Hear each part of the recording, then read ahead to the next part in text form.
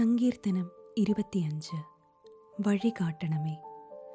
കർത്താവെ, എൻ്റെ ആത്മാവിനെ അങ്ങയുടെ സന്നിധിയിലേക്ക് ഞാൻ ഉയർത്തുന്നു. ദൈവമേ, അങ്ങയിൽ ഞാൻ ആശ്രയിക്കുന്നു. ഞാൻ ഒരിക്കലും ലജ്ജിതനാകാതിരിക്കട്ടെ. ശത്രുക്കൾ എൻ്റെ മേൽ വിജയം ആഘോഷിക്കാതിരിക്കട്ടെ. അങ്ങയെ കാത്തിരിക്കുന്ന ഒരുവനും ഭഗ്നാശനാകാതിരിക്കട്ടെ. വിശ്വാസവഞ്ചകർ അപമാനമേൽക്കട്ടെ. കർത്താവെ, അങ്ങയുടെ മാർഗങ്ങൾ എനിക്ക് മനസ്സിലാക്കി തരണമേ. അങ്ങയുടെ പാതകൾ എന്നെ പഠിപ്പിക്കണമേ.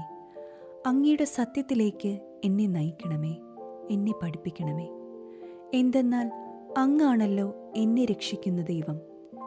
അങ്ങേക്ക് വേണ്ടി ദിവസം മുഴുവൻ ഞാൻ കാത്തിരിക്കുന്നു.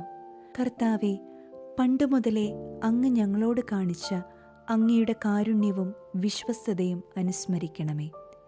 എൻ്റെ യൗവനത്തിലെ പാപങ്ങളും അതിക്രമങ്ങളും അങ്ങ് ഓർക്കരുതേ.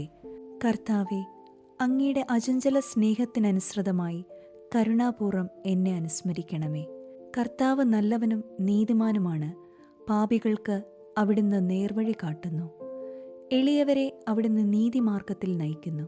വിനീതരെ തൻ്റെ വഴി പഠിപ്പിക്കുന്നു. കർത്താവിൻ്റെ ഉടമ്പടിയും പ്രമാണങ്ങളും പാലിക്കുന്നവർക്ക് അവിടുത്തെ വഴികൾ സത്യവും സ്നേഹവുമാണ്. കർത്താവെ, അങ്ങയുടെ നാമത്തെ പ്രതി എൻ്റെ നിരവധിയായ പാപങ്ങൾ ക്ഷമിക്കണമേ. കർത്താവിനെ ഭയപ്പെടുന്നവനാരോ? അവൻ തിരഞ്ഞെടുക്കേണ്ട വഴി അവിടുന്ന് കാണിച്ചു കൊടുക്കും. അവൻ ഐശ്വര്യത്തിൽ കഴിയും. അവൻ്റെ മക്കൾ ദേശം അവകാശമാക്കും. കർത്താവിൻ്റെ സൗഹൃദം അവിടുത്തെ ഭയപ്പെടുന്നവർക്കുള്ളതാണ്. അവിടുന്ന് തൻ്റെ ഉടമ്പടി അവരെ അറിയിക്കും. എൻ്റെ കണ്ണുകൾ സദാ കർത്താവിങ്കലേക്ക് തിരിഞ്ഞിരിക്കുന്നു. അവിടുന്ന് എൻ്റെ പാദങ്ങളെ വലയിൽ നിന്ന് വിടുവിക്കും.